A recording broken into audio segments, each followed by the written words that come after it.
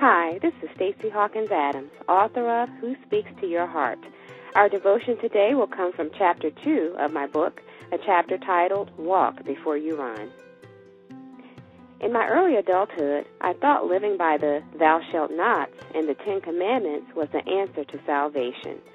As I've matured and experienced life's highs and lows without being abandoned by God, I'm continually reminded that the earth is the Lord's and everything in it, and that it is mine to be explored and appreciated, because God created it for all of His children, including me.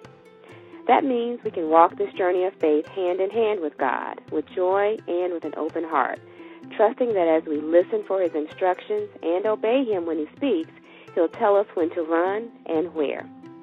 Esther must have longed for God to speak when the man who raised her, her uncle Mordecai, came to her and insisted that she approach the king and save the Jews.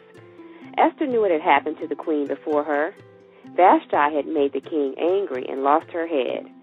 Esther wasn't willing to walk smack dab into the similar fate, but when Mordecai warned her that she might face death anyway if she didn't try to save her people, she did what her uncle had trained her to do. She instructed Mordecai and every Jew in the city to fast and pray on her behalf. She too turned to God in prayer and fasted with her maids for 3 days.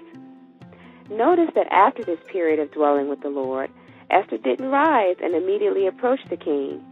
God seems to have instructed her how best to soften the king's heart. Esther made herself as beautiful as she could, and then she went to the king's court and prayed that he would extend his golden scepter, giving her permission to approach him. Put yourself in Esther's place. What would you have done? Esther had to run this race before she felt ready, finally understanding that maybe, just maybe, God had placed her in this role for this very reason. She was going to run with him holding her hand all the way. Whatever stage of the race you're in, slow down enough to see if God is ready to give you direction and move you into your purpose. Don't rush the process. His timing is perfect. If you are sprinting in your faith walk instead of pacing yourself, maybe it's time to slow down and wait for God to speak. If you're jogging, maintain your steady pace, but know that only when you're paying attention will you see and hear what God has to say to you. And if you're walking, be patient. God is grooming you for your season and your time.